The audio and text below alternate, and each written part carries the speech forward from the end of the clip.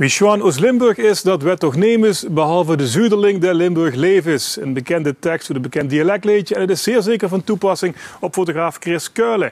Hij reisde voorheen door Afrika en nu door zijn eigen regio hier in het Limburgse. En hij fotografeerde Limburgse taferelen. Taferelen met nou wel net even ietsje anders in beeld gebracht dan wat je misschien zou denken.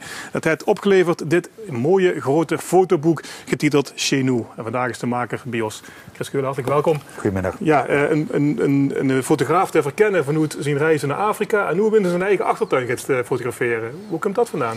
Ja, het wordt er langzamerhand tijd voor. Ik ben al 20 jaar fotograaf en inderdaad vaak in Afrika geweest, een keer of 30. Maar natuurlijk ook heel veel door de provincie gereisd en de aangrenzende regio's. En elke keer als ik weer terugkom uit Afrika, en ik heb trouwens ook 7 jaar Nijmegen, 8 jaar Amsterdam gewoond, vielen me dingen weer op. En dan komt je bij de man of de pap toe en dan vallen er een hoop dingen op en denk van ja, daar moet ik ooit een aandacht aan besteden. En ik zag zoiets van, het is Zuid-Limburg, het is ook België en Duitsland. Ja, de regio dus. En er zitten heel veel overeenkomstige taferelen, gebruiken, situaties. Ja, dat hoort op een of andere manier voor mijn gevoel echt bijeen. Het is ook het gebied dat ik voor NRC en Trouw vaak doorkruist heb. Dus ik ken het redelijk goed, althans, nou ja, durf ik te zeggen. Maar ik heb geprobeerd om de afstand van te nemen en op een speciale manier naar te kijken. Ja. En om mijn eigen achtertuin. Ja, we gaan zo meteen uiteraard het foto's bekijken. Maar beschrijf heel even vooraf, wat wou ze precies fotograferen? Oh, geen flauw idee. Geen flauw idee. Gewoon alledaagse dingen? Nee, ik ben een intuïtief fotograaf. Wat betekent dat ik gewoon op pad en ik gewoon kijken wat ik daar tegenkom. Alleen de regio, dat hou ik wel begrensd. Dus zeg maar, Roermond, Sittard-Geleen, Hasselt, Luik, Eupen, Aken en alles wat ertussen ligt, zeg maar ongeveer grofweg. Nou, maar het is niet een kwestie van dit wil ik gewoon doen. Oké, laten we eens even kijken van de eerste foto bij. Ik heb het maar even genoemd, vooral bij Webkip met communicantje. Ik weet niet of dat ook daadwerkelijk zo is. Dus laten we hem even in beeld zetten. Dan, Nee, de foto's hebben geen titel, hè? Dichtelijke vrijheid hoe dit. Waarom deze foto? Want er is een heleboel. Ik denk ook lachwekkend. Nou ja, waarom deze foto? De geest de hele tijd, de vraag is nu al voor de tweede keer waarom. Ik kan er toch geen antwoord op geven. Want dat zou betekenen dat ik precies weet wat ik aan het doen ben. Ik maak een boek en ik weet wel wat allemaal in dat boek staat. En ik heb er natuurlijk ook wel ideeën achter. Maar fotografie is juist uitermate geschikt om dit te tonen. En ik zou bekend zeggen, doen, dat gaat massa wild. Ja. En als ze nou specifiek dit beeld kijkt, ja, dan kan ze op heel veel manieren, denk ik, door naar kijken. Als we even heel grofweg kijken naar de streng katholieken, zullen we maar even zeggen. En aan de andere kant de meer frivolere types of jullie die al lang afstand genomen hebben van het geloof. Dan zit er een hele range tussen. En de kind elke keer vanuit hun eigen perspectief kijken naar deze foto. En dat is ook net mijn bedoeling. Ik wil helemaal geen oordeel of antwoord geven. Ik wil juist constateren, vragen oproepen, kijken van dit gebeurt hier. Ja, dat is de klasse. Chris had me het boek toegestuurd, dus ik heb het heel secuur kunnen bekijken. En ik val werkelijk van de ene verbazing in de andere. Met name omdat er zoveel openleert aan de eigen interpretatie. En dan kijkt ze naar die foto en dan denkt ze, dit kan dus niet de werkelijkheid zijn. Maar dit is de werkelijkheid. Laten we gewoon even bijpakken, de Romeinse wachters. Ja. Ja, de werkelijkheid even. Dit is wat ik heb aangetroffen. Hè? En of dat nu de werkelijkheid is en de waarheid, et cetera. Ik ben documentairfotograaf, dus ik pak er dingen uit. Maar het is natuurlijk mijn keuze. Kijk, ik pak dit eruit. Ja, en ik vind dit vooral zelf heel erg humoristisch. Toen ik door de hele provincie en de regio reisde, heb ik ontzettend dik gelachen. En ik heb ontzettend dik gedacht van, jezus, gebeurt dit allemaal hier? Ja, kijk hier, iedereen zit nu, de piano die afgedekt is, de gebakjes die daar staan. 2 die redelijk sportief met de knieën bijeen staan. En slecht in beeld, zenig genoeg. Maar rechts onderin, dat zie je niet echt goed, maar het is een hele grote wijnvlek. Nog een andere, varkenskop op het altaar.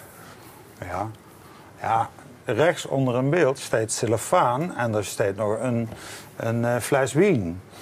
Dus al die elementen zorgen ervoor dat ze uiteindelijk leidt naar die varkenskop.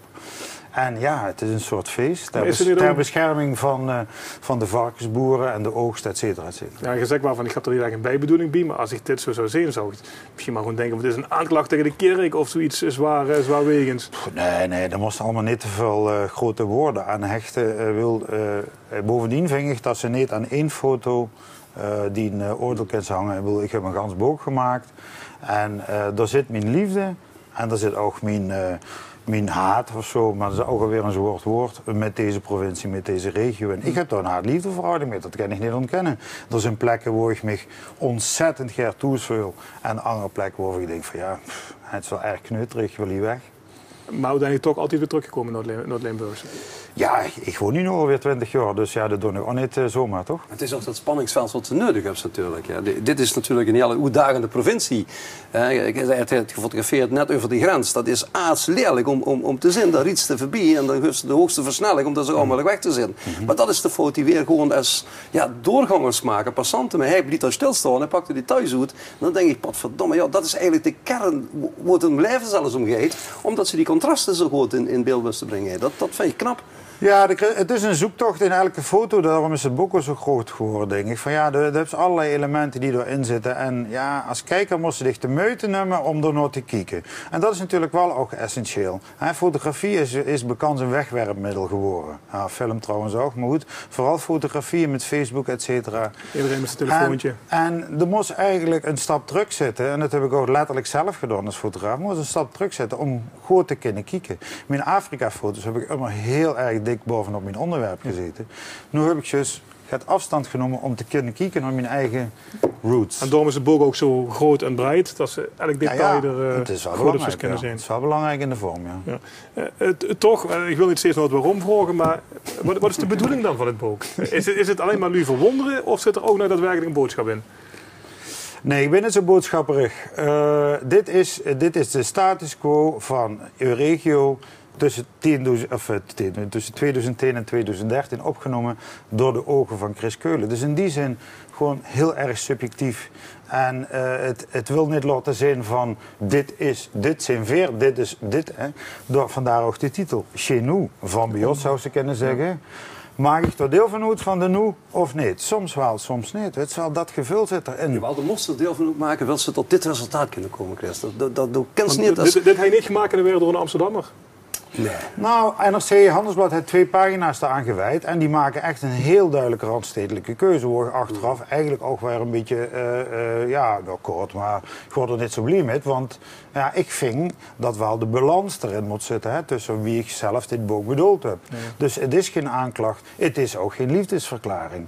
Sommigen jullie zeggen van godsamme dat de provincie dit überhaupt, zeg maar, die hebben 20 foto's gekocht, dat ze dit doornutsen. Ja, ik vind het allemaal van een ander. Dat is de kwaliteit van degene die dat provincie heeft gedaan. Ja. En het leuke is, want dit is een van de beuken, want we hebben het een heleboel, wat er nog niet was. Dit is geen verheerlijking, dit ruimte aan de beschouwer. Dit is een objectief beeld, wat elke Limburger en elke mens een beetje ziel in zijn prieert, dat moet dat herkennen.